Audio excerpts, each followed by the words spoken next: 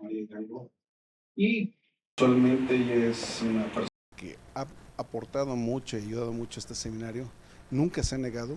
Me ha pospuesto alguna fecha por compromisos externos, pero le agradezco, doctora, que siempre sea tan participativa, y permítanme leerles a todos un breve semblanza de la doctora. La doctora Hidalgo estudió la licenciatura en física en la Universidad de Granada, España, y el doctorado en astronomía en la Universidad de Uppsala, en Suecia. Además de trabajar en el SFM, también ha hecho un postdoc en la UAM, en el Instituto de Astronomía de la UNAM. Ha estado como investigadora, ahí sí no sé dónde, IAA, ¿qué es eso? Instituto de Astrofísica Andalucía en España, eso es evidente, y en la Universidad de Newcastle en Reino Unido. Tiene más de, bueno, 30, 40 artículos, no sé cuántos, de investigación en revista con Cuartil 1 y Cuartil 2. Ha dirigido tesis de licenciatura, maestría, doctorado. Es cofundador del grupo de astronomía en física de la Escuela Superior de Física y Matemáticas y en 2008 es profesora titular de esta escuela. Tiene un montón de cosas más que podemos decir, pero me interesa más que ella nos platique de las relaciones entre parámetros fundamentales y las galaxias. Doctora, muchas gracias y adelante.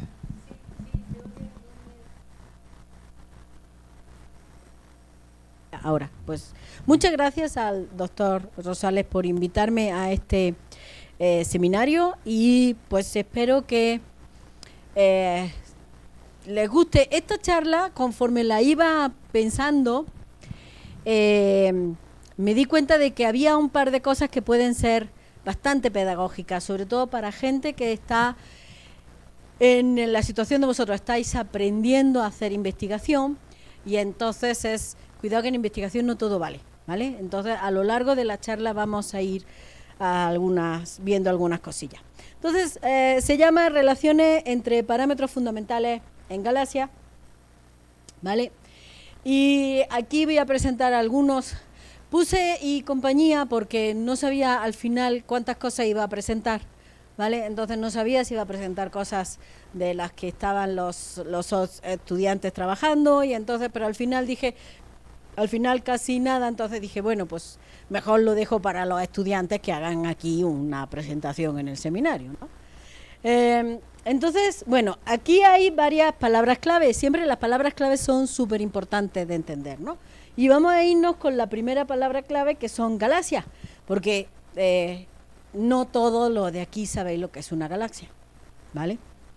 Entonces, ¿cómo podemos definir una galaxia? Pues la forma más simple de definirla es que son conjuntos de estrellas, gas, polvo y materia oscura que están unidos gravitacionalmente. No todas las galaxias tienen esos mismos componentes en las mismas cantidades.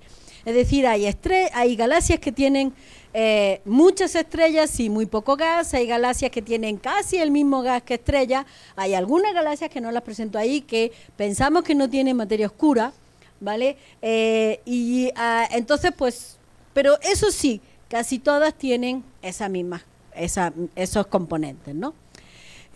Las galaxias vienen en multitud, en una gran gama, variedad de formas, colores, tamaños y demás, ¿no? La más fácil es con la forma. Esto ya lo hizo Edwin Hubble, el del telescopio, pues ese ya lo hizo desde 1914 a 1936. Él se dedicó a clasificar por la forma las galaxias. Él empezó trabajando con nebulosas, descubrió a mitad de camino que eran galaxias, descubrió a mitad, después un poquito más adelante, que además se estaban expandiendo, ¿vale?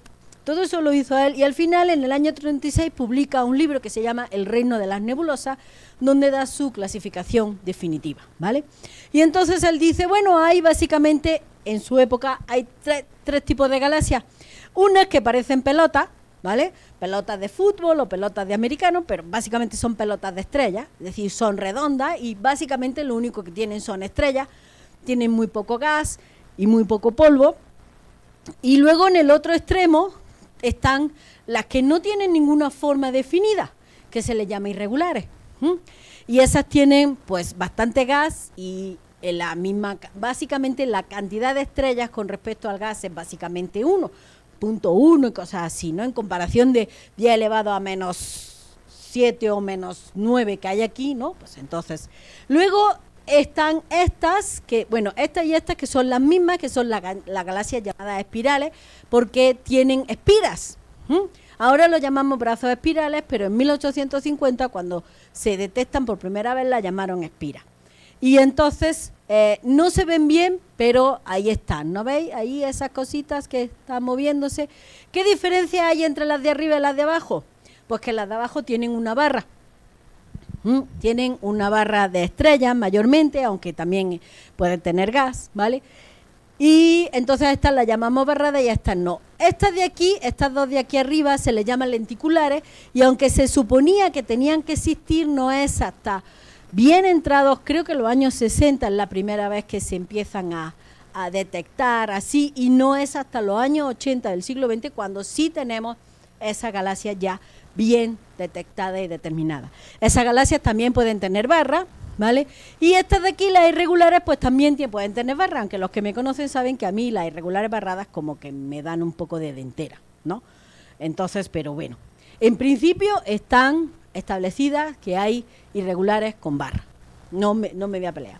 Aparte de esta forma, que veis que hay distintos colores y formas y todas esas cosas, vienen en diferentes tamaños.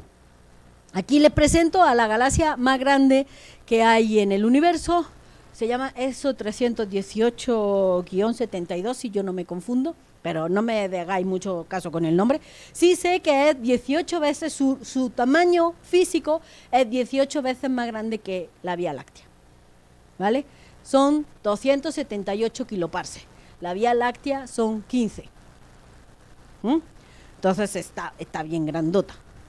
Y esta es una de las galaxias más pequeñitas que se conocen, que es GR8, y que tiene un tamaño físico de 0.5 kiloparsecs. Unas 540 veces más pequeña que esta de aquí. Entonces, como veis, pues esto, uno dice, uy, qué raro, ¿no? Porque una galaxia grandotota y una galaxia chiquititita, pues, no tendrían que parecerse mucho, ¿no? Aparte de que tengan las mismas cosas, bueno, pues tienen estrellas y gas, pero pues a lo mejor nada más, ahí se quedan todas las similitudes, ¿no? Bueno, esta es otra, esta es la galaxia, según también el récord, tiene la galaxia que es menos, que la compañera más cercana está más lejos, es decir, es la galaxia más aislada. Es MCG menos 10, más 20, no sé qué, porque tiene un nombre bien raro, ¿no? Entonces esta es la más aislada. Y luego, pues fíjense, esto es un cúmulo de Abel, que los cúmulos de Abel suelen tener del orden de varios miles de galaxias ahí dentro, Entonces, pues tenemos galaxias que están solitas ahí, las pobres que nadie le habla, y luego tenemos aquí que están todas en amor y compañía juntas. De nuevo uno dice, pues no tiene mucho sentido que sean semejantes. Y fíjense que incluso tenemos tantas, hay galaxias que se quieren tanto que se funden en una sola, ¿vale? Entonces tenemos pues fusiones de galaxias, interacciones de galaxias, ¿no? Entonces todo eso uno piensa de, pues a lo mejor estas cosas no tienen que comportarse igual una y otra, ¿no? Bueno, entonces ya sabemos lo que son las galaxias y cómo nos van a venir, ¿no? Bueno, pues ahora vamos a ver qué son los parámetros fundamentales. O la relación entre parámetros fundamentales. Los parámetros fundamentales los podemos definir, bueno, una relación entre parámetros fundamentales es una relación en la que los dos parámetros van creciendo de forma homogénea, es decir, si uno crece el otro también, o puede ser que si uno decrezca el otro también decrece, ¿vale? Entonces puede ser así o puede ser, ¿no? Entonces eso es importante, ¿vale? Y ahora fíjense, A está relacionado con B, ¿no? Y bien bonito, ni dispersión ni nada, me salió ahí. Ahora, supongamos que B está relacionado con C, ¿no? Y B también además está relacionado con D. Y C está relacionado con E, ahí me falta un E, ¿vale? Entonces, ¿qué pasa? Que A está relacionado con E. Y al final todos los parámetros están relacionados entre todos. Y por parámetros ahí estoy hablando, que ahora lo vamos a ver, de muchas cosas que están dentro de la galaxia. Entonces es Bueno, pues al final parece que nada está relacionado con nada, pues si todo está relacionado con todo, pues es así como de, ¿no? Pues no se ve lo negro, perdón, en mi computadora abajo sí se veía. Entonces, desde el punto de vista cosmológico, eso es maravilloso. Porque para los cosmólogos, esto es una galaxia, es un punto, y no les interesa otra cosa. Y eso me parece estupendísimo, ¿vale? Porque tenemos prioridades diferentes. Pero entonces es fantástico y maravilloso porque ellos agarran una galaxia y ya no tienen que preocuparse de nada más. Todas evolucionan igual, todas se forman lo mismo, pues no hay que preocuparse de nada. Claro, desde el punto de vista astrofísico, eso no es, porque los astrofísicos sí queremos mirar lo que hay dentro de la galaxia. Oye, ¿ahí qué pasa? Tú te estás comportando de forma rara, ¿no? Entonces, eso sí nos interesa a nosotros. Entonces, es más, a nosotros nos interesa estudiar estas relaciones para ver si hay diferencias entre las distintas galaxias. Para ver oye, resulta que todas las elípticas y las espirales y las irregulares y las que están solas y las que están con muchas, todas siguen así con esa dispersión tan pequeña, ¿no? Porque eso es lo que nos sorprende a los astrofísicos, de que eso pase, ¿no? Entonces, por eso queremos estudiar esas relaciones. Un glosario, para que si se me escapan estas cosas, pues sepáis de qué estoy hablando, porque aquí hablar para las paredes o para los 4 de astrofísica, pues tampoco es, ¿no? Entonces ¿a qué llamamos metalicidad? Pues llamamos metalicidad a la cantidad de elementos químicos que no son ni hidrógeno ni helio. A todos esos elementos químicos los llamamos metales, y no porque seamos tontos y no hayamos estudiado química, sino es porque de 10.000 átomos que hay en el universo, 9.800, de 10.000, 9.800 son hidrógeno o helio, y de los otros 200, 100 son oxígeno.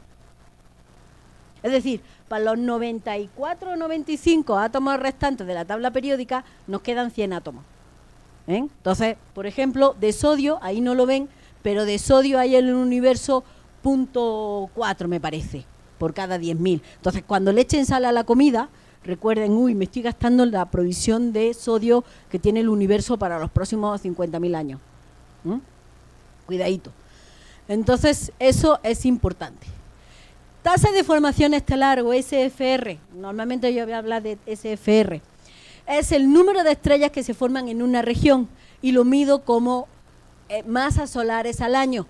No, por ejemplo, la Vía Láctea decimos que tiene una SFR de una masa solar al año. No es que cada año aparezca ¡plim!, una estrellita de tipo Sol. No, es que en una región donde hay gas y polvo se van a formar X estrellas en 20 millones de años, ¿vale?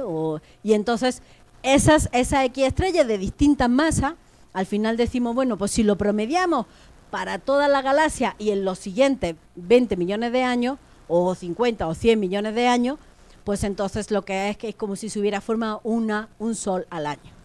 ¿Entendemos el concepto? A los no astrofísicos, ¿sí? Va. Más glosario. Inclinación. Cuando hablamos de inclinación en una galaxia decimos que es el ángulo que forma la perpendicular al plano de la galaxia, ¿no? Es decir, este es el plano de la galaxia, entonces la perpendicular que forma con el ángulo, la línea de visión. La línea de visión es a donde yo estoy mirando. En este caso, por ejemplo, ese ángulo es 0 y decimos que la galaxia está de cara. Si la galaxia está así, ¿no? La perpendicular va hacia arriba, el ángulo es 90 grados, la galaxia está de canto. Normalmente la galaxia de cara o de canto, es decir, con ángulos de 0 o 90 grados, son raras y la inclinación depende simplemente de la orientación relativa entre nosotros y ellos. O sea, que no es nada en especial. Pero normalmente pues suelen tener inclinaciones variables, ¿vale? Variadas.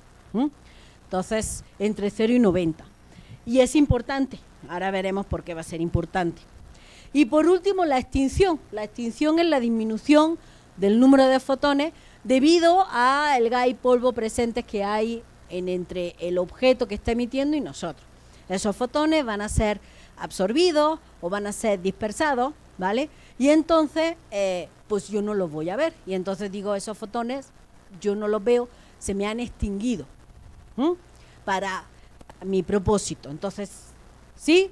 ¿Queda claro el glosario? Pues entonces, ahora sí vamos con los parámetros fundamentales.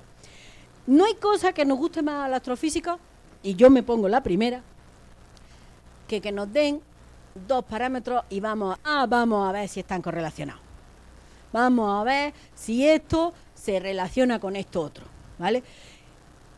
Eso es un poco por la imposibilidad que tenemos de llegar allí y medir algo en la galaxia o en las estrellas, ¿no? Porque ni siquiera las estrellas, bueno, al Sol todavía llegamos con la Parkes, ¿no? Pero a las galaxias no podemos medir. Entonces es pues vamos a ver si este parámetro que está relacionado con esta ley fundamental de la física está relacionado con este otro parámetro que a su vez depende de otra ley fundamental de la física, porque si es así, entonces esas dos leyes fundamentales de la física están relacionadas y me pueden decir algo de cómo la galaxia se evoluciona. Entonces no es porque nos guste, que nos gusta, ¿vale? Pero lo que queremos realmente, porque al final todos los que hacemos extragaláctica, y creo que siempre lo digo en todas estas charlas, lo que queremos es saber cómo hemos llegado desde hace 3.800 millones de años aquí. Eso es lo que queremos. Cómo hemos evolucionado, cómo ha evolucionado el universo en su conjunto y cómo han evolucionado las galaxias que lo componen en su conjunto. Y eso nos lo va a dar. Entonces, parámetros, pues tenemos, aquí yo he puesto algunos cuantos, hay más.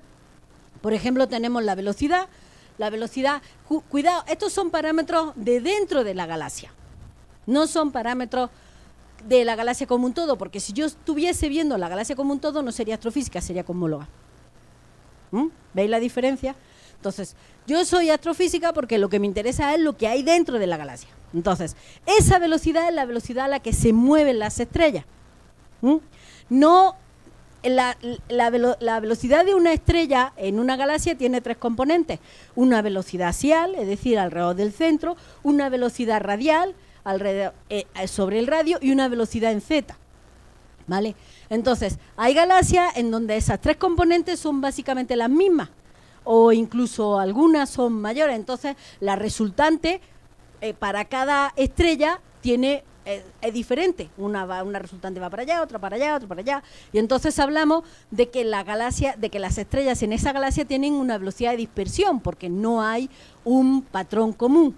Hay otra galaxia donde esa resultante, en uno de los casos, la velocidad axial, la componente de la velocidad axial es mucho mayor que los otros dos ejes, y entonces la resultante tiene esa dirección.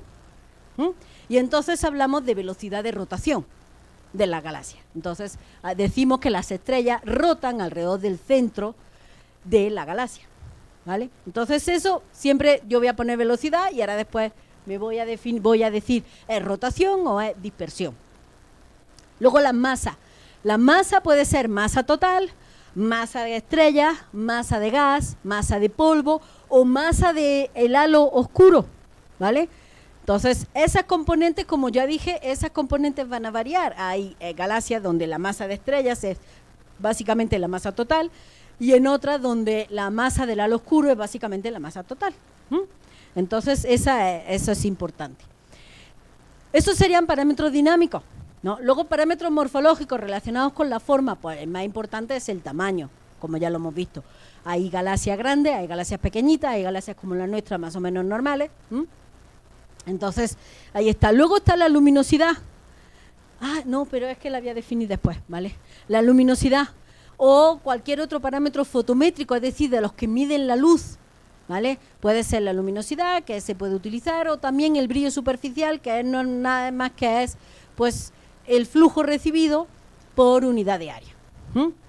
Y luego, pues, parámetros también de forma. Por ejemplo, la asimetría. La asimetría está relacionada o creemos que está relacionada, por ejemplo, con la tasa de interacciones que tienen las galaxias. Cuanto más interacciones haya habido en la galaxia, pues más deforme está, ¿no? Y entonces, pues más asimétrica es. La concentración, que puede ser concentración de luz o concentración de masa. Entonces tenemos dos parámetros de concentración, ¿vale? Eso es simplemente, pues, si todas las estrellas están dispersas, más o menos bien distribuidas, o si no, si están en una parte muy específica, ¿no? Y luego, pues otras tres que no son ni morfológicos ni dinámicos, que son la tasa de formación estelar, que ya la hemos visto, la metalicidad y el color. Cuidado que el color no es tanto el colorcito que vemos ahí en la foto del Hubble, sino que es una propiedad física que está relacionada con las poblaciones estelares, los tipos de estrellas que hay ahí dentro, ¿vale? Entonces, fijaros, no he puesto todo ni siquiera y ya podemos tener ahí como 20 relaciones, ¿no? Pues, vamos a ver qué sale. Entonces, hay relaciones que tienen más sentido que otras y pues vamos a ver. Dentro de las relaciones están las clásicas. Las relaciones clásicas, porque ya llevamos estudiándolas pues casi 50 años, la mayoría de ellas, ¿no? Dentro de las relaciones clásicas tenemos la relación de Holmberg, que no es más que una relación entre la luminosidad y el tamaño. Esta relación sí tenía ya varios años antes de que Holmberg la pusiese en 1976 por escrito, ¿vale? Y esa tiene sentido porque si uno es más grande, pues tiene más sitio para tener estrellas y por lo tanto va a brillar más, ¿no? O sea, pues así es como decía mi abuela, de perogrullo, ¿no? Si eres más grande, pues puedes tener más estrellas. Otra cosa es que las tengas o que tus estrellas sean brillantes. Cuidado, porque no siempre pasa, porque a lo mejor tú tienes muy pocas estrellas, pero esas estrellas brillan muchísimo y entonces eres mucho más brillante de lo que te tocaría hacer por tu tamaño. Y luego está vamos a ver, la ley de Smith-Kennicat, ¿vale? Y pongo el Smith-Kennicat y no Kennicat-Smith, ¿por qué? Porque Smith fue el primero que la propuso en 1959, pero luego se hizo famosa en el artículo de Kennicat del año 98, ¿vale? Y Smith era alemán y Kennicat era estadounidense, y ya sabemos que los gringos, American First, ¿no? Pues ahí, American First, pues eso, ellos los primeros. Entonces, pues eso es una ley, eso es una relación, ahí yo he puesto tasa de formación estelar entre masa de gas, pero en realidad es la densidad de la tasa de formación estelar, es decir, la densidad del número de estrellas que se han formado entre la densidad de gas, porque no se nos olvide que si no tengo gas no puedo formar estrellas. Eso es de primero de astro. Entonces, si yo no tengo gas no puedo formar estrellas. Pues necesito más cosas para formar estrellas, pero gas necesito. Entonces uno esperaría que eso también estuviese relacionado, ¿vale? Luego ahí está, que es la relación entre la metalicidad y la luminosidad, y esa, el primero que la puso por escrito fue Skillman en el año 89, ¿vale? Y uno pues también dice, bueno, pues no sé, a mí me costó mucho trabajo, me costó una tesis entender que eso podría ser así, ¿vale? De que si tú eres más luminosa vas a tener más elementos químicos, ¿no? Entonces, todavía me cuesta trabajo entenderla. Entonces, y luego las leyes, estas son dos, Faber-Jackson y Talley-Fisher, y curiosamente, bueno, las dos están relacionando la velocidad que hay de las estrellas en una galaxia con la luminosidad. Una es para velocidad de dispersión y la otra es para velocidad de rotación. Curiosamente, las dos son de las tesis doctorales, en un caso de Sandra Faber y en el otro caso de Brent Tully, ¿vale? Entonces a mí me resulta curioso, ¿no? Las coincidencias de la vida de que dos personas que no se conocían, porque además estaban haciendo el doctorado en sitios distintos, básicamente por la misma época, porque una en el 74, el primer artículo de Tully Fisher es del 75, pero la ley no sale hasta el año 77 y que pues estén hablando de dos leyes que son básicamente iguales.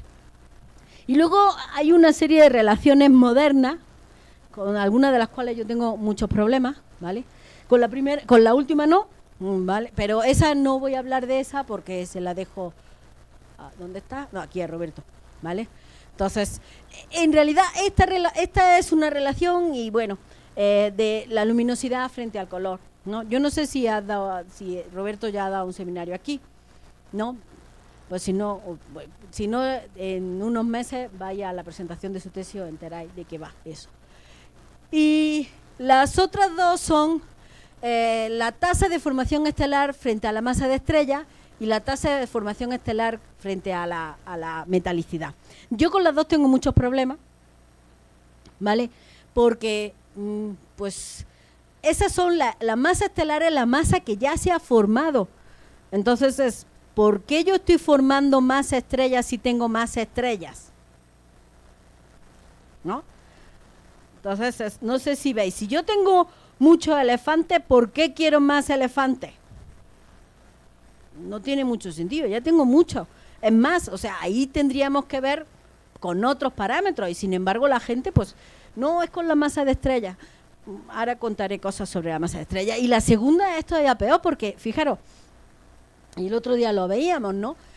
La tasa de formación estelar es un parámetro instantáneo en astronomía, ¿no? Son las estrellas que se han formado en los últimos 20 millones de años. Para nosotros eso es hoy.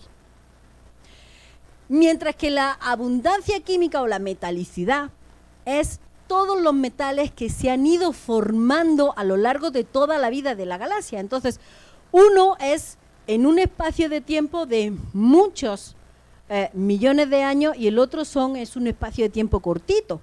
Entonces, no tiene sentido.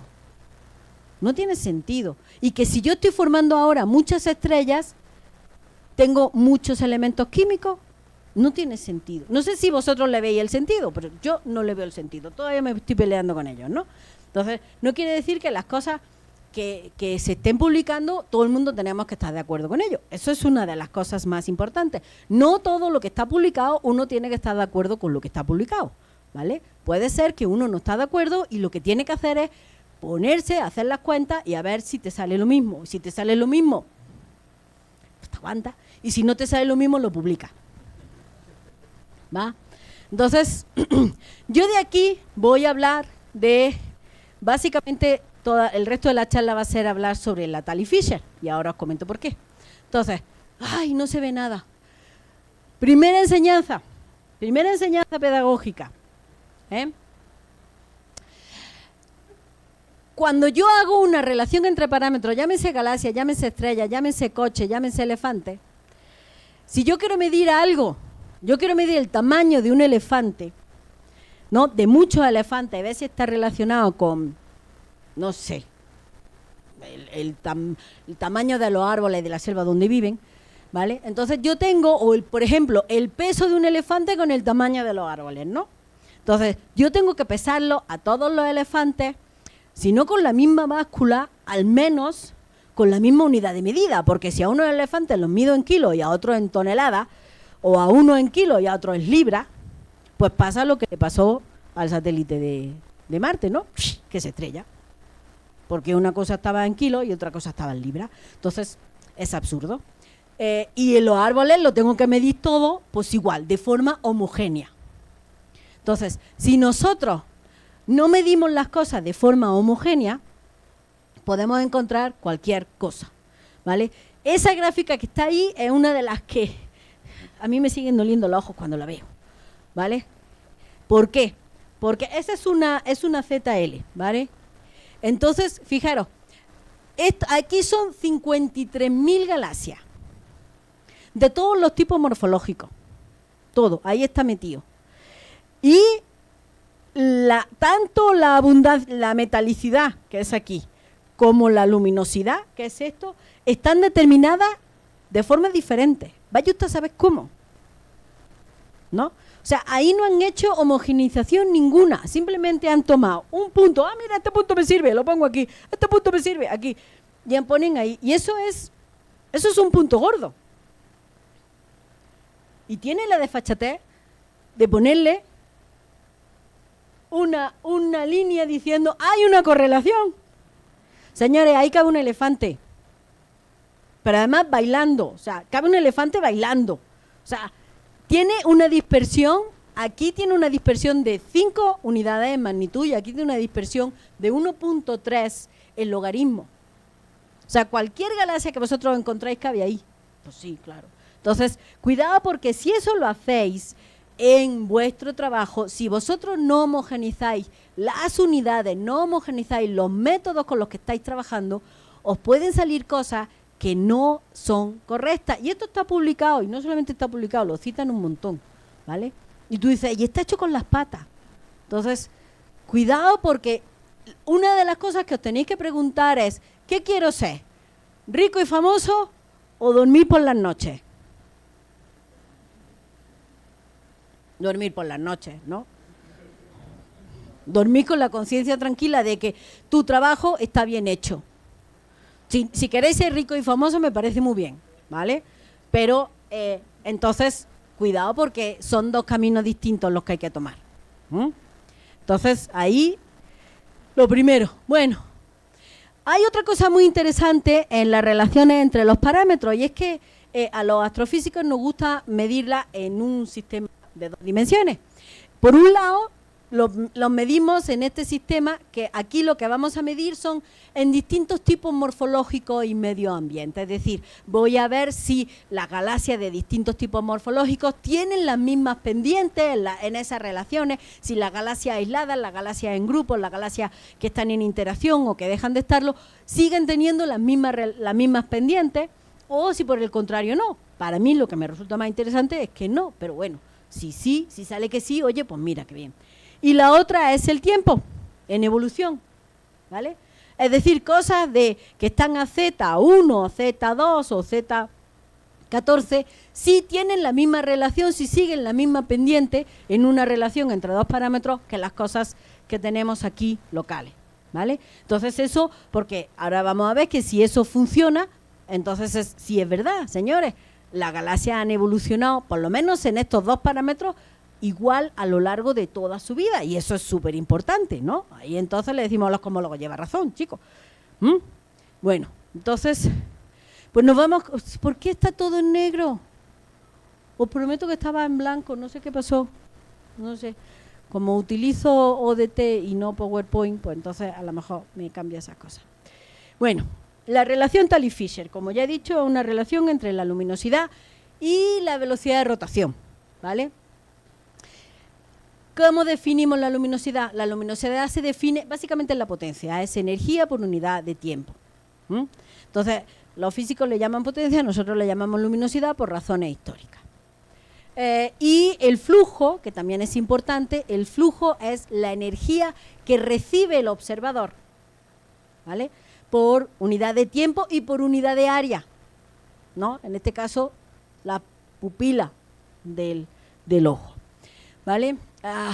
Y luego tenemos otras dos unidades que no se ven ahí, que una es histórica, una la llevamos utilizando 2200 años, que es la magnitud aparente. La magnitud aparente, la primera vez que tenemos constancia, cuidado, no la primera vez que se usa, que esa no la sabemos, la primera vez que tenemos constancia de que aparece es en Alejandría en el siglo II antes de Cristo. En el siglo XIX, como evidentemente eso era un poco así, Parco, que fue el que la hizo, era un poco así, a ojímetro y nunca mejor dicho, pues entonces en el siglo XIX Pogson relacionó esas magnitudes con los flujos recibidos, y entonces ya actualmente el sistema de magnitudes que tenemos, de magnitudes aparentes, es un sistema físico, nos da energía, ¿vale? Y luego tenemos la magnitud absoluta, que no se ve nada, ni siquiera lo veo yo que estoy aquí cerca, ¿vale? Que es la magnitud aparente. La magnitud absoluta se define como la magnitud que tendrían las estrellas si están colocadas todas a la misma distancia, 10 parsecs, ¿vale?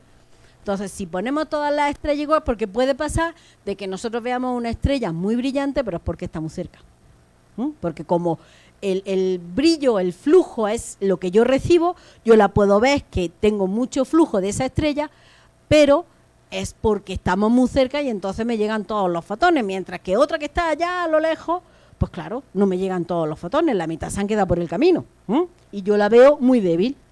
Entonces, eso pasa. Entonces, aquí tenía la relación entre la luminosidad y el flujo, y la luminosidad y la magnitud aparente, y aquí podemos poner como la luminosidad y la magnitud absoluta, ¿vale? Entonces, todas están relacionadas.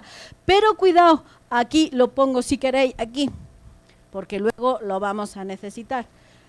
La luminosidad es 4pi, la distancia al cuadrado. Esto es debido a que la emisión de la estrella es en todo ángulo sólido y el flujo me viene en una sola dirección. Distancia a la que están los objetos, ¿vale? Eso lo vamos a ver ahora después, porque va a ser importante. Entonces, ya sabemos lo que es la luminosidad, ahora vamos a ver la velocidad de rotación. Ya he dicho, el gas y las estrellas, sobre todo la galaxia de disco, es decir, lenticulares, espirales e irregulares, rotan, ¿vale? La rotación es diferencial. En la parte central de la galaxia, aquí tenemos un mapa de velocidades, entonces aquí vemos perfectamente que esta parte de la galaxia se está alejando, porque está yéndose hacia el rojo, esta parte se está acercando, se está viniendo hacia el azul, ¿no? Entonces, podemos ver, ahí es como vemos perfectamente que esa galaxia está rotando. Entonces, en el centro de la galaxia rotan como sólido rígido y en el resto del disco es una rotación diferencial con un decaimiento kepleriano. Si ustedes juntan esta gráfica con esta gráfica, les tendría que dar, o les tiene que dar, la línea punteada, la curva A. Eso es lo que se llama una curva de rotación, ¿vale? Y la velocidad de rotación que nosotros consideramos es la velocidad máxima o la velocidad de pico, esa de ahí. ¿Por qué? Porque yo voy a tener muchas velocidades, entonces tengo que tomar una, porque no voy a estar tomando. Entonces, tomo la más alta. Entonces, esa es la que consideramos. Y esta es la relación de Talley-Fisher del año 77 que publican, 10 galaxias. ¿Vale? Y con eso van a misa. O sea, con eso instituyeron una relación básica y fundamental en astrofísica. Con 10 galaxias. Tú ahora lo mandas eso a un árbitro y no quiero decir dónde os manda el árbitro, ¿vale? Entonces esto es la velocidad de rotación y la magnitud, ¿vale? Aquí es magnitud fotográfica porque en esa época todavía se utilizaban placas fotográficas para medir, no como ahora que utilizamos cámaras CCD, las mismas que tenéis en los celulares, ¿no? Pues ahí todavía eran fotografías. Entonces, a la magnitud, ahí se llama magnitud fotográfica porque tiene sus detallitos, que no me voy a meter en ello. Bueno, tenemos una relación lineal, ¿no? Porque si no tenemos una relación lineal, pues le sacamos un logaritmo, alguno de los dos, y ya tenemos una relación lineal. Bueno, en realidad, aquí hay un logaritmo metido, y aquí hay otro logaritmo, entonces es una gráfica log-log. Y como digo, esta relación solo ocurre para galaxias lenticulares, espirales e irregulares. Bueno, entonces ellos hablan así y en los años 80 y en los años 90 empezamos a hacer lo que os digo. Vamos a ver si todos los tipos morfológicos siguen la misma pendiente, ¿no? Entonces, vamos primero a irnos aquí, en el año 85. Este es un trabajo de Vera Rubin. Esta es la Rubin, la de verdad, ¿no? Y aquí lo que hace ella es tomar distintos tipos morfológicos, ¿no? En galaxias espirales. ¿Os acordáis que en las galaxias espirales había como cinco fotografías para cada una, ¿no? Porque cada una de ellas son ligeramente distintas. Están las espirales tempranas y las espirales tardías. Entonces son S, A, B, C, D y M. Esos son los 5 tipos. Entonces lo que hace Vera Rubin, colaboradores, es tomar esos tipos morfológicos y ver si tienen la misma pendiente. Y no, las SA tienen una pendiente de menos 11, las SB tienen una pendiente de menos 10 y las CC tienen una pendiente de menos 12. Entonces, no, claro, son poquitas galaxias, ¿no? De nuevo, son poquitas galaxias para cada una de ellas. Pero en principio ahí queda establecido de que la pendiente de esa relación depende del tipo morfológico de galaxia, ¿vale?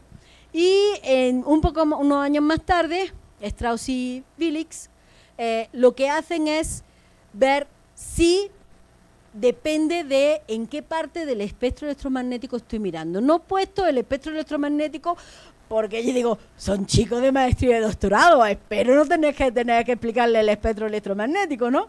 Que imagino que lo sabréis. Entonces, yo me puedo ir a la parte muy azul, a más o menos a 4000 Armstrong, ¿vale? Y me sale esta pendiente, y esto es en la parte del infrarrojo a 1. Esa es H, ¿no? Es H, entonces es 1.2 micra, ¿vale? ¿Qué veis ahí? ¿Qué veis? ¿Es lo mismo? Esta y esta son iguales. ¿Qué diferencias veis?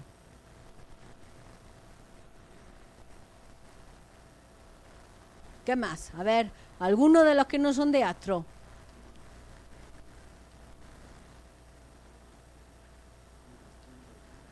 Unos tienen más puntos, ¿vale? Sí, porque es más fácil medir en B que en H. ¿Qué más veis? La dispersión, esa es en B, fijaros. O sea, en B tengo ahí un montón. Y esta está bien bonita. Está bien bonita, ahí está, todas van en filita, casi. Entonces, una es la dispersión y la otra es... Alto y fuerte y claro.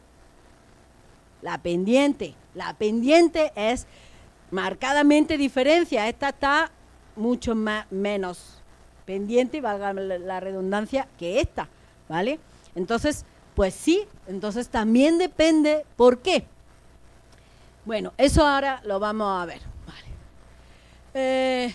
¿Qué pasa? Esto es otro trabajo, este es también en el año 97 de Yasuda y colaboradores, en donde lo que hacen es, bueno, ¿y qué pasa si solamente consideramos galaxias que están en grupo grande? Bueno, entonces esta es, por ejemplo, la Tally Fisher para galaxias que están en el cúmulo de Virgo, que tiene más o menos como igual, unas 1000 galaxias más o menos, ¿no?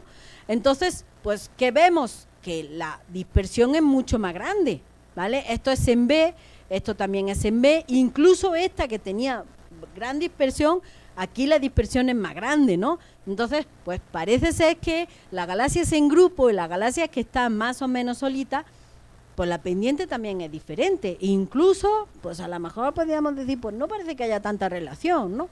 Ahí, porque va a depender de, claro, en un grupo donde tú tienes otras galaxias alrededor, pues entonces pues esas te pueden estar influyendo en el campo gravitatorio y entonces puede estar pasando ahí cosas raras, ¿vale?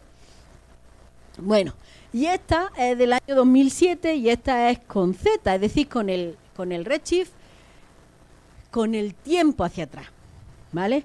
Fijaros, esta es entre punto 1 y punto 3, básicamente universo local, ¿no? Punto 3.5, un poquito más lejos, y esta, pues más o menos se parecen, ¿no? Sí decimos, bueno, más o menos yo podía comprar que ahí hay una relación.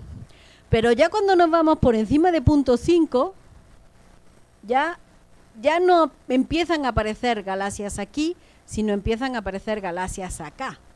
Es decir, estas galaxias que están a punto 1, básicamente, o sea, perdón, a z igual a 1, ¿eh? Ya no hay una relación, hay una línea recta. Ahí puede haber muchos factores que están influenciando, factores cosmológicos.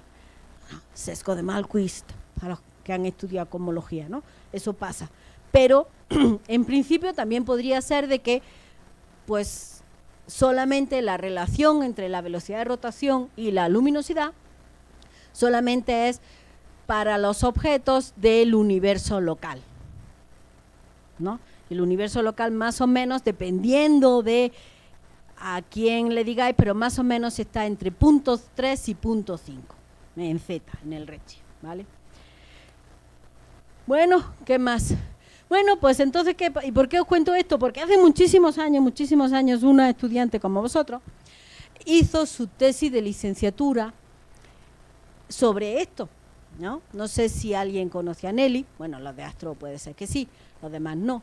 Pero Nelly Cárdenas Martínez lo que hizo fue, pero en ese caso nos centramos solamente en dos tipos específicos de galaxias, que son CM y espirales enanas, porque queríamos ver, porque las SM son muy parecidas a las espirales enanas, pero más grandes, ¿no? Entonces queríamos ver si eso se veía también en la relación Tally-Fisher, o si la relación Tally-Fisher, si queremos le damos la vuelta, la relación Tally-Fisher me podía servir para distinguir entre ambos tipos de galaxias, ¿vale?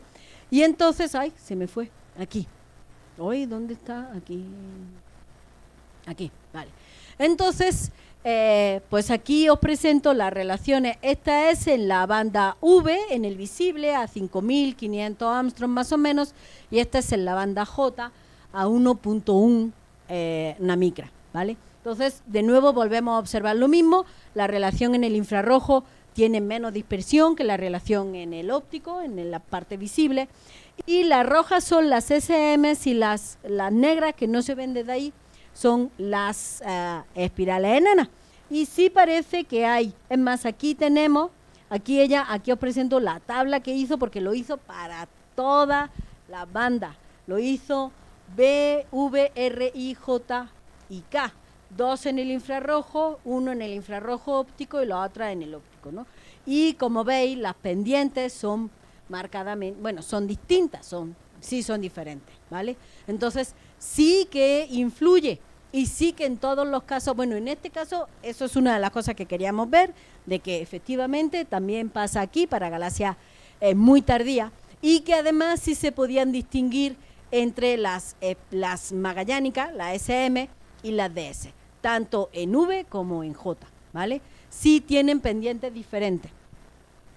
En este caso, en el caso del trabajo de Nelly, no se utilizaron curvas de rotación para determinar la velocidad de rotación, sino que se utilizó la anchura de la línea del gas. Esto es una línea de H1, no es Sauron, lo prometo que no es Sauron. Esto es una línea de H1 y tiene doble pico precisamente por la rotación, porque hay una parte que se está alejando y otra que se está acercando, y eso se ve en la línea. Entonces, midiendo la anchura de aquí, podemos saber la velocidad a la que está rotando ese gas y por lo tanto la velocidad a la que está rotando la galaxia, ¿vale? Entonces eso es mucho más fácil de utilizar, porque además en esa época, en 2011, había poquísimas galaxias de estos dos tipos que tenían curvas de rotación. Creo que de espirales enanas no había ninguna. Entonces, pues, son muy difíciles de sacar las curvas de rotación de espirales enanas, eso por otro lado, ¿vale? Entonces, pues, bueno, ahí se quedó y no se ve nada. Me acerco aquí porque yo también. Bueno, hasta aquí. Problemas, inconvenientes. La relación Talley-Fisher, os digo, es una relación muy usada, ¿vale? Problemas e inconvenientes. Uno de los principales problemas que tenemos es la dispersión, ¿vale? La dispersión puede ser por muchas cosas. Puede ser porque estoy mezclando peras con manzanas, ¿no? Estoy mezclando un tipo de galaxias con otro tipo de galaxias, y eso, pues a lo mejor ya hemos visto en el trabajo de Rubin que tenían ligeramente distintos, entonces eso, pendientes ligeramente distintas, y eso me hace que aumente la dispersión. Pero aparte de eso, es que yo estoy utilizando la luminosidad. Tradicionalmente siempre se ha utilizado la luminosidad en el óptico. ¿Por qué? Porque básicamente hasta hace 50 años era la única luminosidad que podíamos medir, porque la luminosidad en radio, en infrarrojo o en ultravioleta se midieron después. Entonces, muchos astrónomos estamos muy sesgados hacia la luminosidad en el óptico, ¿vale? Pero ¿qué ocurre con la luminosidad en el óptico? Sobre todo la luminosidad en la parte más azul del espectro. Si yo tengo una galaxia que está formando estrellas en este momento, su luminosidad está dominada por esas estrellas que se están formando, porque las estrellas más grandes y más masivas y más luminosas, que además viven poco, son las que dominan la luminosidad. Y entonces, aquí, no, esta. No, sé que no lo veis bien, pero a ver si yo... Aquí yo tengo un grupo de galaxias del mismo tipo que estos de aquí abajo. Estas galaxias tendrían que estar más abajo, ¿vale? Una de las razones por lo que podrían estar aquí es porque a lo mejor estas galaxias se están formando estrellas ahora mismo, ¿vale? Y entonces tienen más luminosidad de la que le correspondería. Porque eso pasa cuando trabajas con la luminosidad en la parte óptica, sobre todo en B y en V, ¿vale? Que está dominada por las estrellas jóvenes y masivas. Entonces, eso hay que tener cuidado. ¿Cómo lo puedes solucionar? Pues utilizar el infrarrojo. En el infrarrojo no vas a tener ese problema, te da igual si la galaxia está formando estrellas como si no. La luminosidad no depende porque lo que estás viendo son población relativamente, lo que estás viendo es población fría, ¿vale? Esas estrellas son mucho más débiles y entonces no están dominadas ahí por estrellas masivas y brillantes, ¿vale? ¿Qué más tenemos? La distancia. Cuando yo, en todos estos casos, fijaros, yo tengo aquí magnitud aparente o magnitud absoluta. Si tengo magnitud absoluta, en este caso es absoluta, yo tengo que tener la distancia del objeto.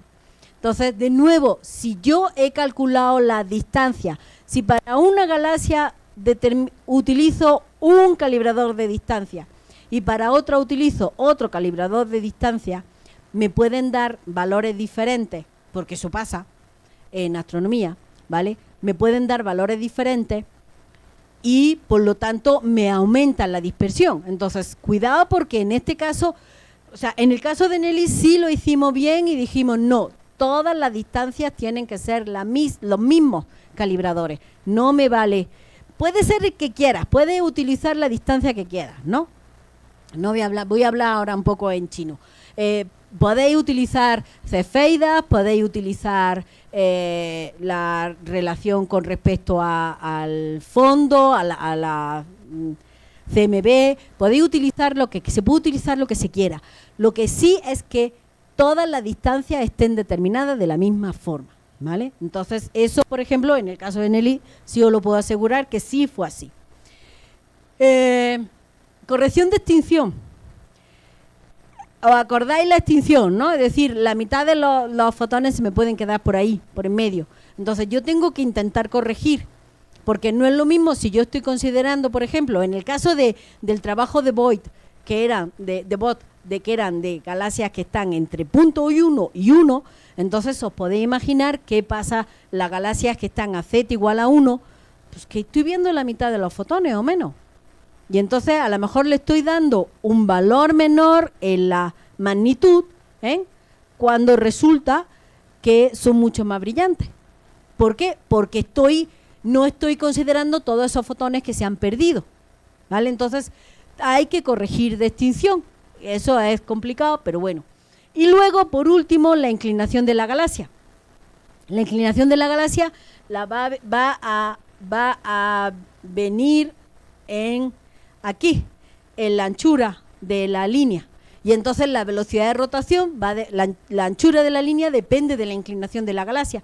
No es lo mismo una galaxia, bueno, es que si está de canto, si está así, de frente, no puedo saber si está rotando, ¿no? Entonces, sí, pero entonces solamente puedo considerar galaxias que estén entre, más o menos, aquí consideramos entre 20 y 70 grados, ¿no? Por debajo de 20 y por encima de 70 no las consideramos porque o bien no podemos calcular bien su velocidad de rotación o bien su luminosidad va a estar muy secada porque hay mucho polvo. Todas las galaxias que estén de canto, yo estoy tragándome todo el polvo que tenga la galaxia, ¿vale? Y eso es mucho más difícil. Cuanto más polvo tenga la galaxia, más difícil de corregir es.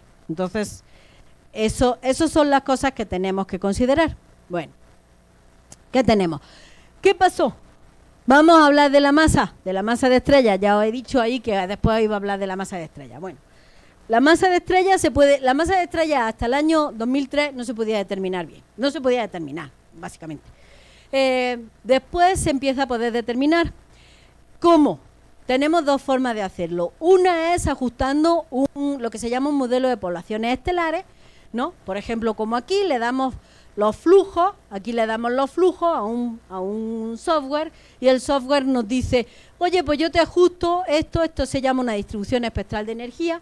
No sé si estuviste ahí en la tesis de Donovan, porque ahí lo explicó muy bien, ¿no? Y entonces entonces lo que hace es que nos dice, bueno, para tener este flujo en esta longitud de onda tú necesitas tal número de estrellas con estas masas, ¿vale? Y para tener tal otro, pues necesitas este otro número de estrellas con estas otras masas, ¿vale? Y al final junta, el software junta todas esas masas que tú necesitas, que está para ajustar esto, que ha pensado para ajustar eso, y te dice, pues la masa estelar, la masa de estrellas que tienes es de tanto en esta galaxia, ¿vale? Y la otra es utilizando relaciones entre las luminosidades y los colores de la galaxia. Los colores como diferencia entre dos magnitudes aparentes, entre, por ejemplo, la magnitud en B y la magnitud en V, ¿no? Entonces, yo tomo mi galaxia, la observo en B, me sale una magnitud aparente, la observo en V, me sale otra magnitud aparente, y la diferencia entre esos dos valores es un color, ya le llamamos color. Bueno, Bell se lo inventó en el año 2003 y eso fue el acabose. O sea, todo el mundo determinando masas estelares en galaxias. ¿Y qué ocurre? Pues por ejemplo, en el caso de la tesis de Israel, que todavía esto es secret, todavía no se puede decir nada, ¿vale? Pero ya os lo avanzo yo aquí, a la tesis de licenciatura de Israel, y el servicio social que está haciendo Adriana Rojano conmigo, en ambos casos, lo que vemos es que si yo calculo las masas con los software y las calculo con las luminosidades de Bell, me salen cosas distintas. Me salen cosas que pueden ser diferencia entre un factor 2 y un factor 100. ¿Vale? Entonces, yo no sé a vosotros, pero a mí me están dando unos escalofríos espantosos. Porque una galaxia, o sea, tú la calculas con un software, yo la calculo de otra manera, otra galaxia, y la diferencia entre la masa entre la tuya y la mía puede ser de un factor 50.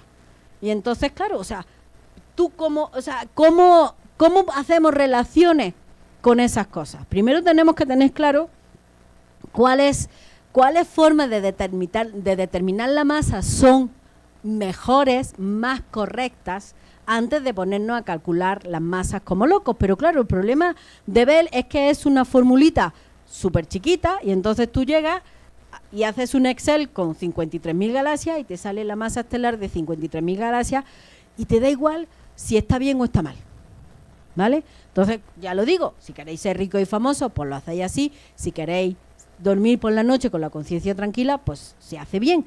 Y si eso está bien hecho, pues estupendo, pero hay que demostrar que está bien hecho. Entonces, lo que nos sale, aquí, cuidado, fijaros, la relación, esto aquí está en 10 elevado a 9 y esto es 10 elevado a 10. ¿Ven? Entonces, la relación 1:1, para que las masas fueran iguales, tiene que ir como por aquí. Entonces, fijaros, estas galaxias, utilizando este programa que se llama MACFIS, pues nos salen muchísimo más grandes que utilizando las relaciones de Bell, ¿no? Entonces, cuidado con las masas. Esto sí es para los astrofísicos, ¿no? Cuidado cuando veáis masas estelares, porque hay que saber muy bien cómo se han determinado. Bueno,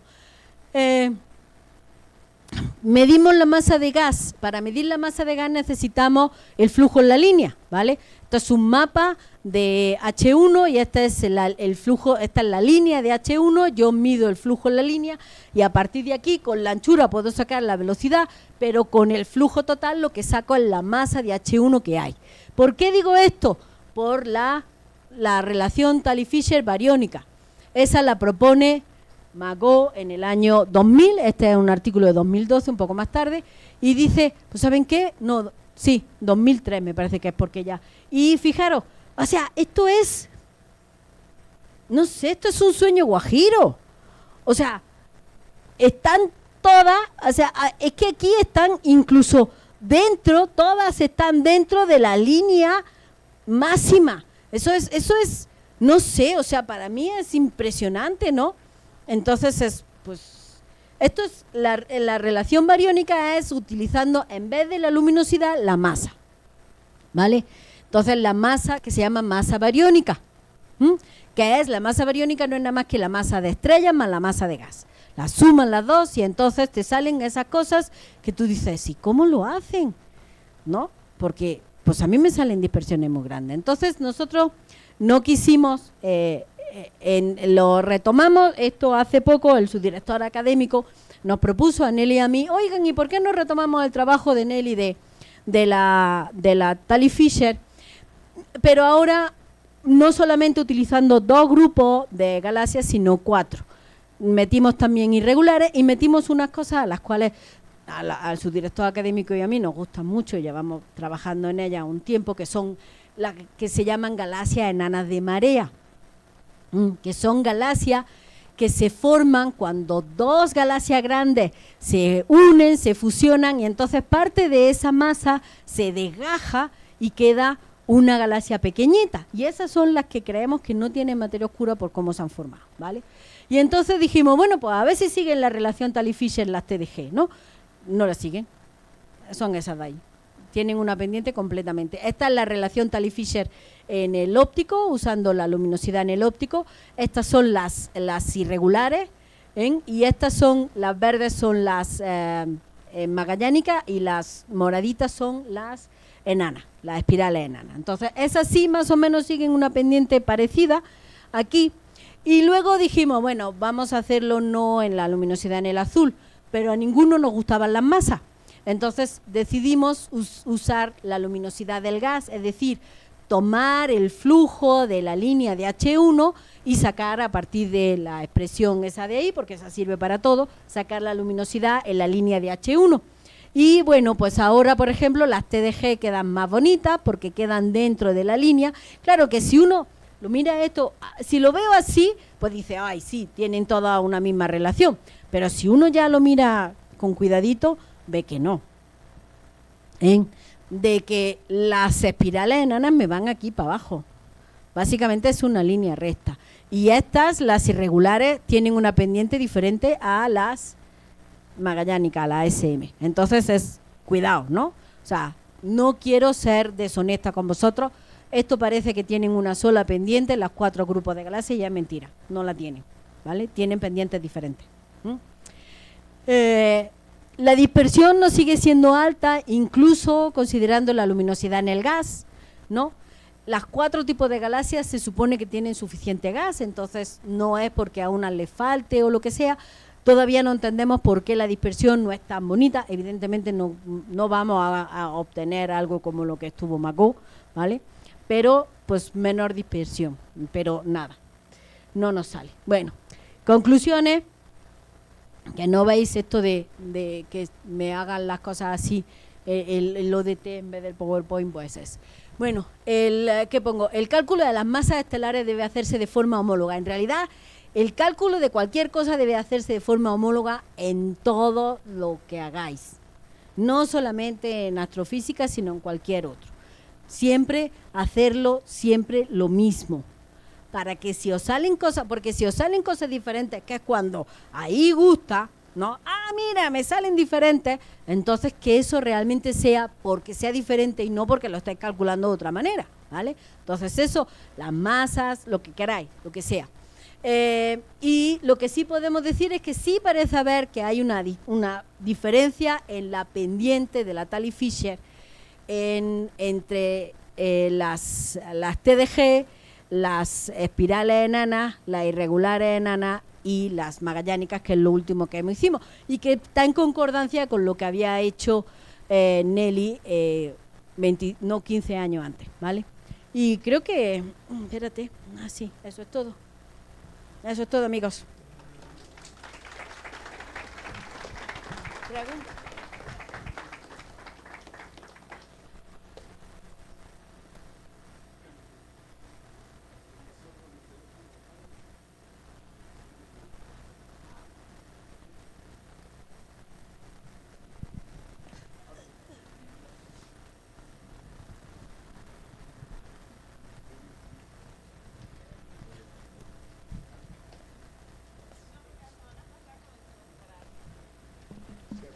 Buenas tardes, excelente plática. Y bueno, me pregunto, bueno, tengo muchas dudas, nada más me voy a remitir pocas, no soy del área, pero por ejemplo, ve que al inicio decía que hay una galaxia que está muy lejana, otras muy grandes, muy pequeñas, pero tengo la duda en base a qué, o sea, es como decir, es que esa es como que la más grande que se ha detectado, pero en base a qué o cómo se le hace. Sí puedes determinar el tamaño de la galaxia. Tú puedes decir, bueno, me voy a ir a una imagen de una galaxia cualquiera. Por ejemplo, estas, ¿no? Da igual esta. Entonces tú puedes determinar el tamaño angular de la galaxia, ¿vale? Eso sí es muy fácil de hacerlo, ¿no? Aquí en esta imagen tú determinas si esta galaxia está ocupando tantos segundos de arco. Y luego trigonometría básica. Claro, para eso tienes que saber la distancia a la que está. Entonces, sabiendo la distancia a la que está, puedes utilizar un método refinado para saber la distancia, o te puedes ir con el redshift, ¿no? Que te da una distancia aproximada, y entonces pues la calcula y ya es trigonometría básica. De la distancia angular sacar el tamaño real de la galaxia.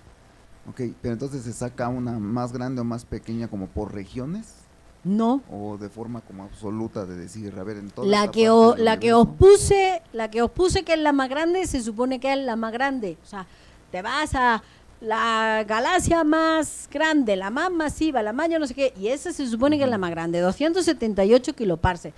Yo la más grande me había quedado como en 70 y tantos kiloparsecs. O sea, 278 kiloparsecs. Nuestra Vía Láctea tiene 15 de radio.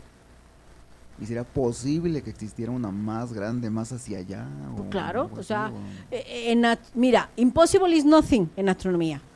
Nunca decimos esto no va a ocurrir. ¿Por qué? Porque mañana seguro que llega una galaxia y te así como el pulpo y te pega en toda la cara, pues así pasa. Okay. Entonces, sí, pero sí se puede calcular el tamaño. Claro, tiene una incertidumbre brutal, que es la distancia. Sí. Ese es nuestro talón de Aquiles en astrofísica, la distancia. Ok, muchísimas gracias. De nada. Buenas tardes. Buenas tardes. Referente, quisiera platicar del planeta Barnard o el planeta X, que hay de cierto que se está acercando a la Tierra y yo hasta donde sé este planeta quedó atrapado entre la galaxia de Andrómeda y nuestra galaxia. O sea, quedó atrapado entre las dos galaxias, el planeta Barnard o planeta X. Pues es la primera noticia que tengo, de verdad, la primera noticia que tengo de que haya un planeta que hayamos podido detectar entre Andrómeda y nosotros. No le puedo decir más. Bueno, este planeta está alejado de Plutón. No, ya si está entre Andrómeda y nosotros tiene que estar mucho más lejos que Plutón, sí. mucho más lejos. Ajá. Bueno, pero yo hasta donde sé, ese planeta quedó atrapado entre nuestra galaxia y la galaxia de Andrómeda. Es como No lo sé. un sistema de conjugación que quedó atrapado en medio. No le puedo decir porque no es la primera noticia que tengo de eso. Entonces no le puedo decir nada. Lo siento. Muy bien. Gracias. Hola, doctora, buenas tardes. Muchas gracias por la plática. Bueno, yo no soy de astro, pero por ejemplo, una de mis dudas principales es ¿qué factores actúan para que una galaxia sea de la forma que es? O sea, ya sea de espiral, o sea, sombrero. ¿Hay algo en específico? O... Esa es pregunta de Nobel. O sea, así de simple. O sea, no tenemos ni idea. No tenemos ni idea. Bueno, tenemos algunas ideas. Por ejemplo, vamos a ver. Hay indicios. Porque lo último que he visto también es que dicen, no es tanto. Pero bueno, parece ser que cuando dos galaxias de la misma masa se fusionan, por ejemplo, tú tienes dos galaxias de disco, ¿no? Con sus bracitos espirales, dando vueltas y tal. Y resulta que dos galaxias así se fusionan. Entonces, las simulaciones, tú haces eso en una simulación porque no la puedes hacer en la vida real, ¿no? O sea, tienes que esperar algunos cientos de millones de años para que eso ocurra, ¿no? Entonces, pues, te mueres antes, ¿no? Entonces, en una simulación lo que obtenemos es una cosa muy parecida a una galaxia elíptica. Pero si tienen la misma masa o semejante, si una es mucho más grande que la otra, entonces la pequeña desaparece dentro de la grande. Y es más, se habla de canibalismo galáctico, ¿no? Entonces es, pues ahí. ¿Cómo nacen las galaxias espirales? ¿O cómo nacen las galaxias de disco?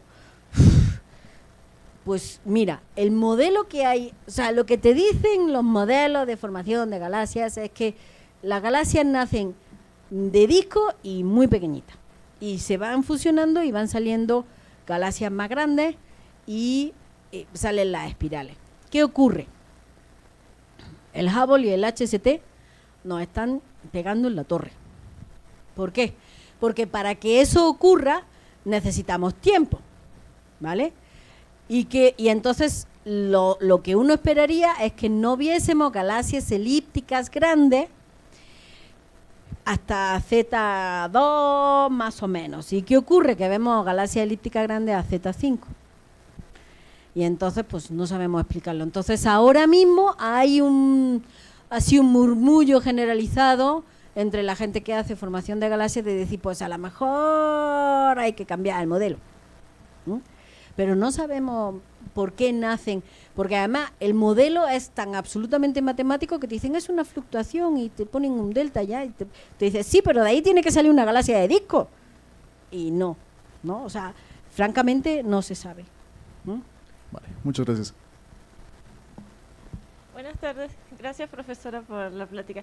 Yo tengo una preguntita que me quedó una duda una idea es las dudas de cuando mencionó tasa de formación estelar versus metalicidad.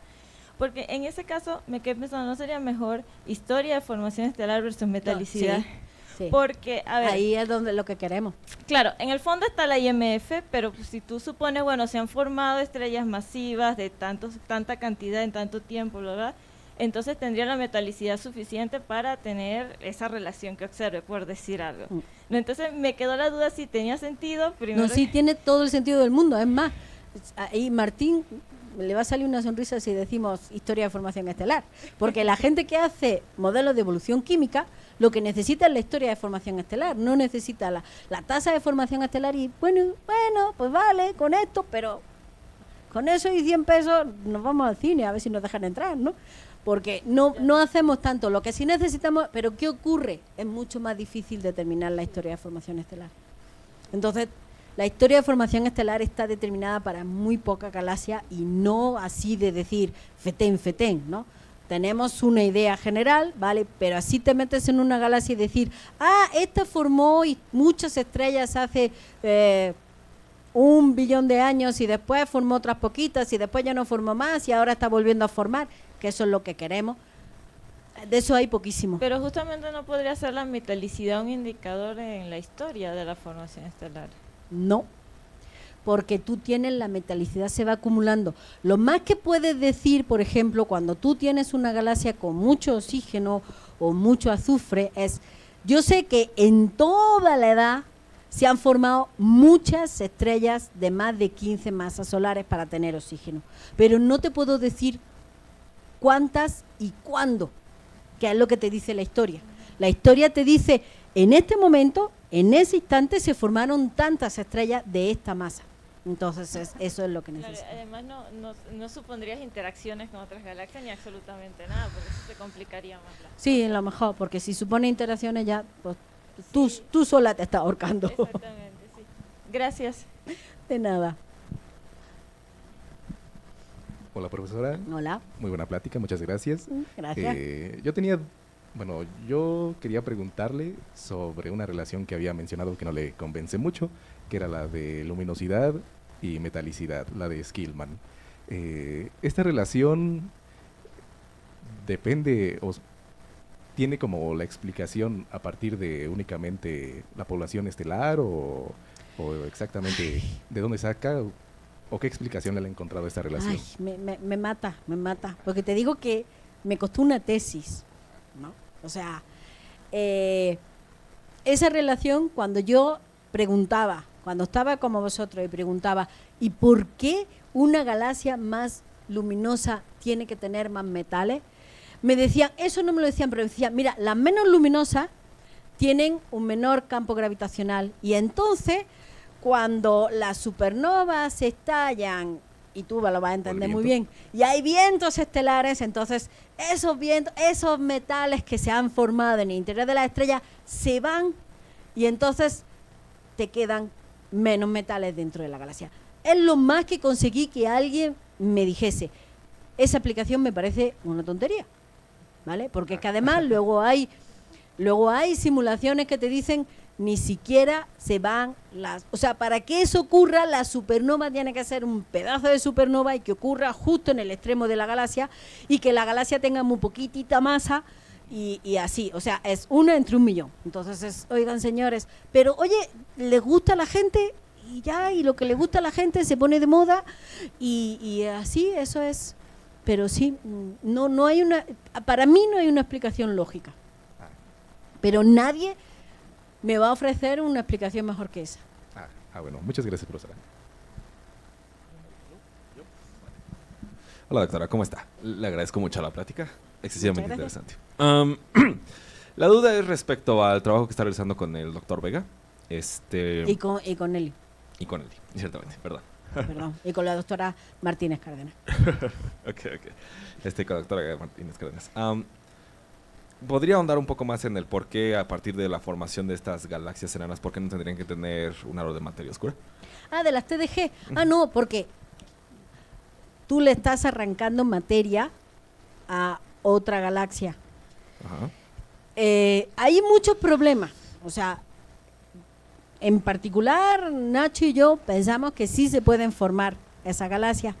Pero hay gente que te dice que no se pueden formar. Bueno, y la tesis de Nacho de doctorado, y ya tendría que hablar su director académico, pero en fin, no, o sea, es Nacho, hace muchos años que lo conozco, ¿no? Entonces, ahí estuvimos viendo si todos los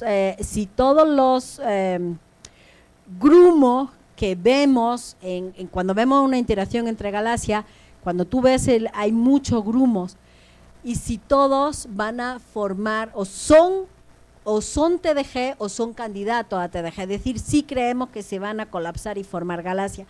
Hay otros que no, que se van a diluir.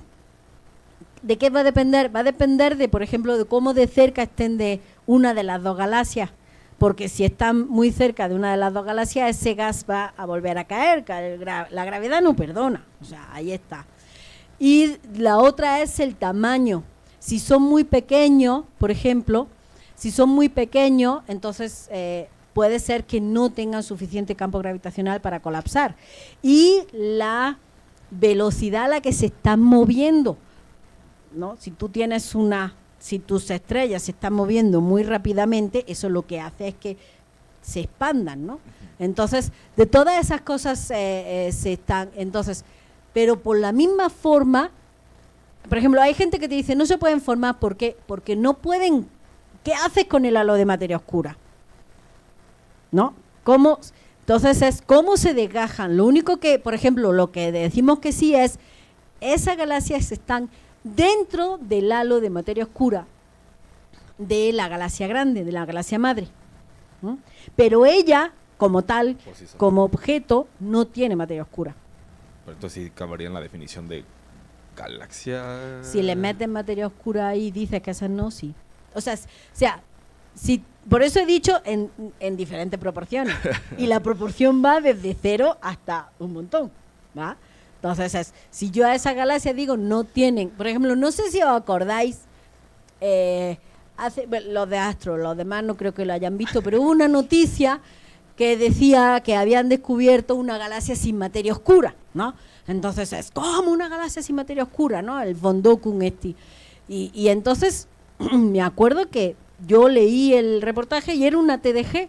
Entonces lo primero que dices es, pues en principio, si no tiene materia oscura, nos está dando la razón a la gente que decimos que las TDG se pueden formar y no tienen materia oscura, ¿no? Ellos lo habían calculado, no me acuerdo cómo era, pero habían calculado por la curva de rotación y la masa y esas cosas, ¿no? Y veían que no, que sí, que no tenía materia oscura. Y entonces pues nos está dando la razón a los que decimos eso. O sea, esa galaxia, en principio, nos daba la razón de que las TDG se pueden formar y no tienen materia oscura. Ok, muchas gracias. Muchas de nada. Hola doctora, muchas gracias por la plática. Bueno, ya vimos que con la relación de Tully-Fisher algo que da mucha lata, bueno, muchos problemas es la masa, ¿no? Entonces, con Faber-Jackson, que domina la dispersión. Pero ahí pueden hacer, bueno, es que los de Faber y Jackson se fueron por otro lado, por el plano fundamental, ¿no? Y ahí metieron velocidad de dispersión, luminosidad o intensidad efectiva y radio y tamaño. Entonces ese es el plano fundamental. Ahí no metieron la masa. Que yo sepa, no he visto ningún artículo de que estén metiendo la masa en la Faber-Jackson. Pero, por ejemplo, en el caso de las espirales, de la elíptica, la masa es un poquito más fácil de determinarla, ¿no? Porque pues tienes el teorema del virial y con eso dices, ahí voy, ¿no? Entonces, en principio se podría determinar más fácilmente que las espirales. Fíjate tú, parece mentira, pero nadie se ha metido con la masa de las elípticas, así en particular, ¿no? Masa estelar. Bueno, sí tenemos valores de la masa de las elípticas del teorema del virial, ¿no? Entonces, pues por ahí sí podemos sacarlo. Pero que yo sepa, la Faber-Jackson no le están metiendo la masa. Pero no sé si lo están haciendo. Eso, yo no he visto lo que te puedo decir. Muchas gracias. Hola, gracias por la plática. De nada.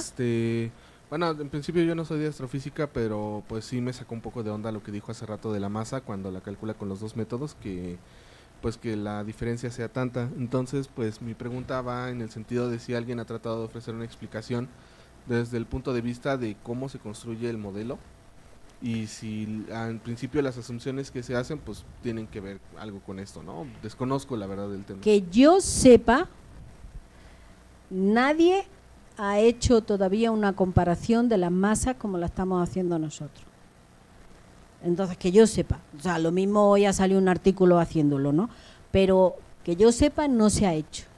Entonces, la gente, nosotros lo estamos haciendo, pues porque la primera vez que lo hicimos con el trabajo de Bell, no nos gustó los resultados, y entonces ya tuvimos la mosca de la oreja, y después estuvimos trabajando más y cada vez nos salían resultados después para otro trabajo, para otro artículo que hicimos con también Nacho y otro compañero Boris, también calculamos masas y nos salían también unos resultados muy raros y entonces así esto, y entonces ya fue cuando tanto Nacho con Israel como con Adriana dijimos vamos a ponernos a hacerlo, calcular las masas, ¿no?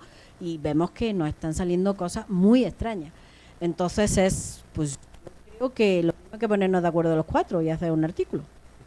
Ok, gracias. Pero ya te digo, no he visto ningún artículo que hayan comparado y hayan dicho, oiga, esto así no sale. Bueno, pero... Entonces, pues no podemos saber por qué no sale, porque nadie lo ha dicho. Todavía no hay nadie que haya ofrecido una explicación porque es que ni siquiera han puesto una gráfica como te la he puesto yo ahí.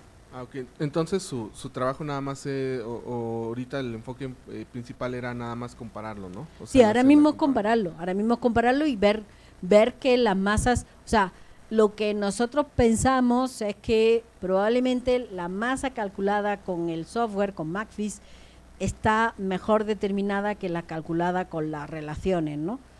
Pero pues ahí habría que sentarnos y pensarlo un poquillo más, pero por ahí va nuestra idea. Ok, gracias. Hasta allá. Ay.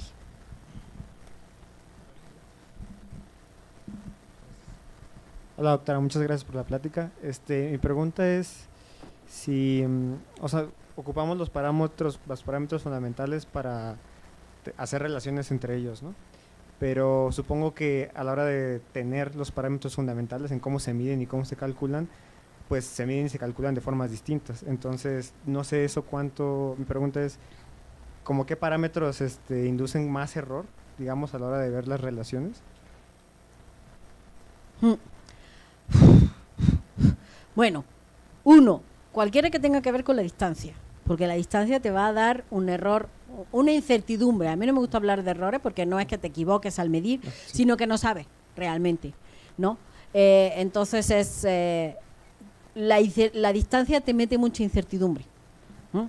Entonces, si tú utilizas parámetros, pues si tú utilizas luminosidades, ¿no? O tamaños, o cualquier cosa que lleve metida por ahí la distancia, eso te va a dar error.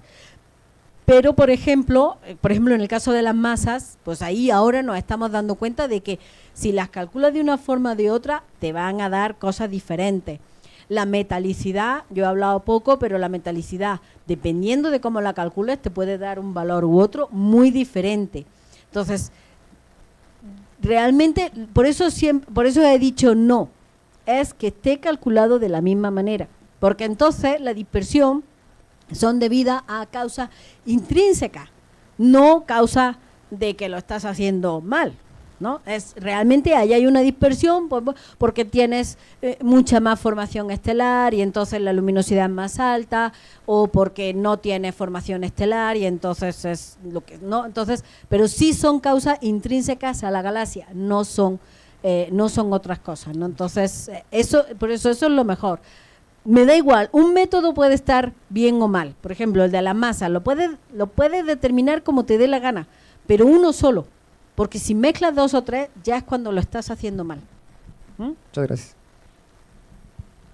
Buenas tardes, doctora. Muchas gracias por la plática. Estuvo Muchas de nada. Muy interesante. Mi pregunta va relacionada a cómo se obtiene una curva de rotación para las galaxias irregulares. Es que, bueno, para una galaxia disco es muy sencillo ver el centro fotométrico y está involucrado una velocidad sistémica, ¿no? Pero en este caso, para las irregulares, ¿cómo es que se tienen esos parámetros, si se les puede llamar así? Y me lo pregunta ella, no. Está mucho más difícil porque no tienes en las irregulares no tienes un centro fotométrico. Exacto. Ni siquiera, ¿no? Y entonces y tampoco sabes la inclinación. Claro. O sea, porque las espirales, por ejemplo, pues sí, tienes el disco y entonces ya puedes saber, mira, más o menos pues son 90, 45, ¿no? 60, vale. Pero las irregulares es un poco de, pues supongo, o sea, si esto es un disco gordo y entonces está así, ¿no? Ajá. Pero no sabemos si es un disco gordo, ¿no? Yo en mi pelea que traigo siempre es que no sé si es un disco gordo, ¿no? Entonces por ejemplo, ya he dicho que yo tengo cosas así con la galaxia barrada. La nube mayor se supone que tiene barra. Tiene un mapa de velocidades donde tiene barra, pero eso es considerando una determinada inclinación, que no sabemos si es verdad o no. Si tú le cambias la inclinación, entonces la barra te desaparece. Entonces, en su muestra con la que están trabajando de las irregulares, ¿cómo es que le asignan una velocidad? Porque esa la hicimos, de nuevo también aquí está, con la anchura de H1. Ok. Ahí no, con curva de rotación. Hay galaxias irregulares que tienen curva de rotación determinadas, pero sí que están, o sea, son poquitas y son curvas así tomadas con pincitas, porque dependen de la inclinación que tengan, ¿no? Pero en este caso, todas son con la anchura de la línea de H1, con la W50, la anchura a mitad de altura. Sí, ok. Muchas gracias. De nada. ¿Falta alguien más?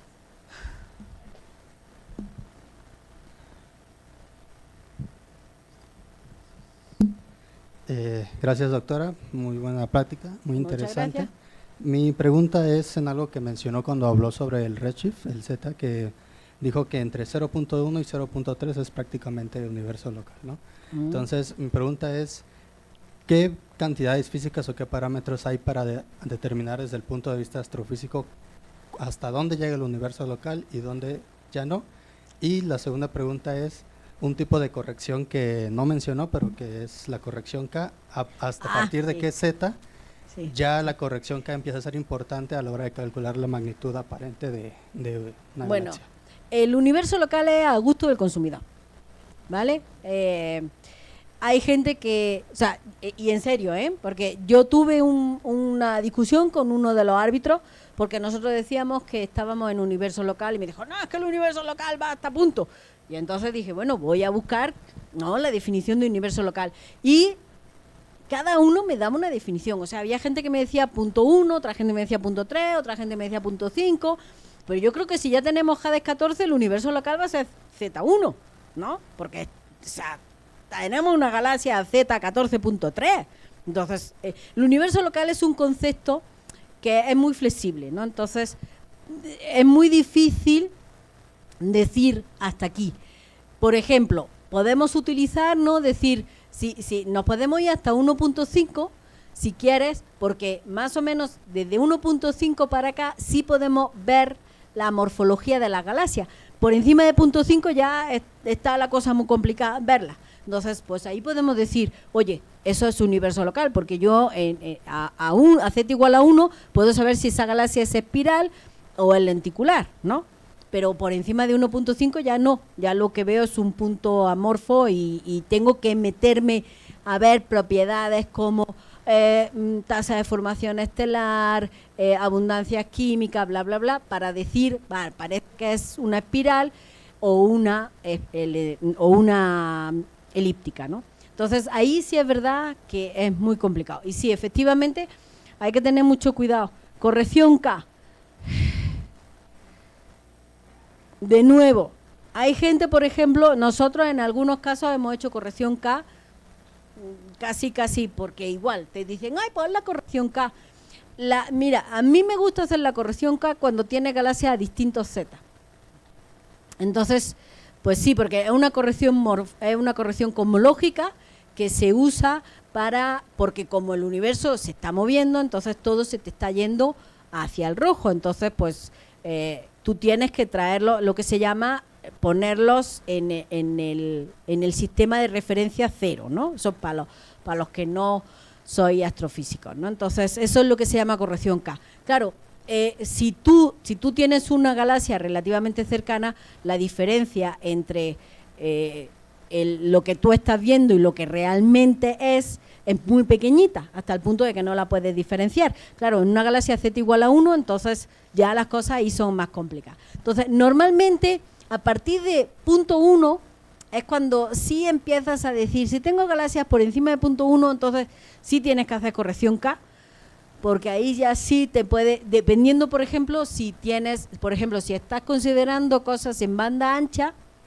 entonces, como tienes 1000 Armstrong, entonces no consideran, ¿no? Porque dices, entonces puedes estar seguro hasta 0.3.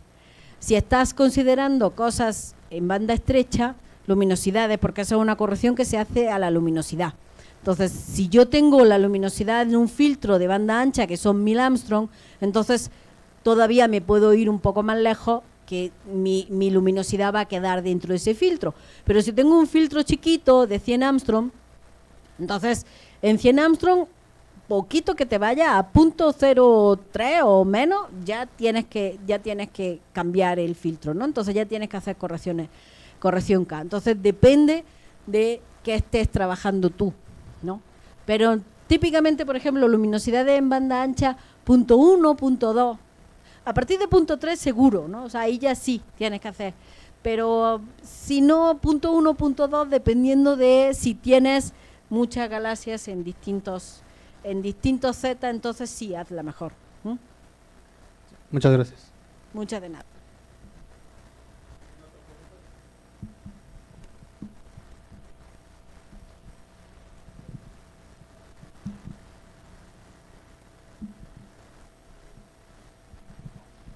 Buenas tardes, gracias por la tardes. plática. Gracias. ¿Hacen algún tipo de distinción entre las galaxias muy viejas y las nuevas a la hora de hacer estos cálculos? Para decir, no sé, a lo mejor unas siguen un tipo de comportamiento respecto a las otras, porque yo tengo entendido que la formación es distinta para las primeras galaxias con las nuevas.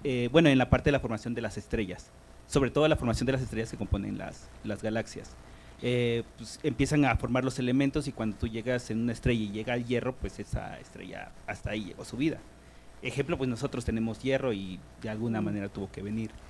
A ver, es que lo realmente difícil es saber qué galaxia es vieja y qué galaxia es joven, ¿vale?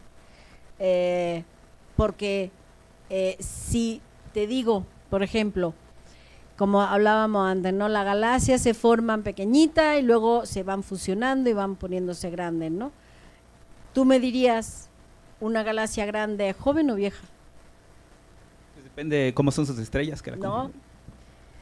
No, porque tú puedes tener una estrella muy vieja que se formaron en las primeras galaxias que estamos hablando. A ver, te hago una imagen.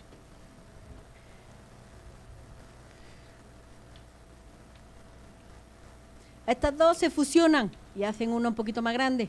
Y estas dos se fusionan y estas dos se fusionan y hacen una más grande. ¿Esta galaxia es vieja o joven? Porque sus estrellas provienen de esta. Algunas de sus estrellas provienen de esta, pero esta se acaba de formar.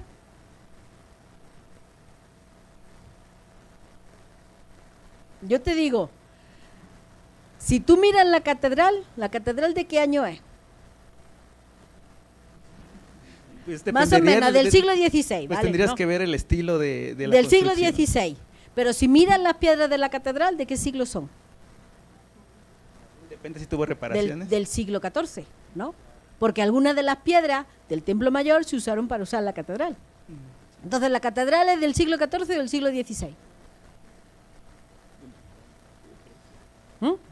Entonces, es que depende. Por eso te digo, ver qué galaxia, o sea, esta galaxia es joven o vieja. Lo único que podemos saber es si la galaxia está a alto redshift, por ejemplo, Hades 14, que está a 14.3, esa galaxia es joven.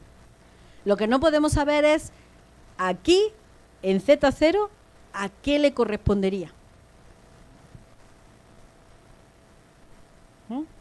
Muchas gracias. De nada.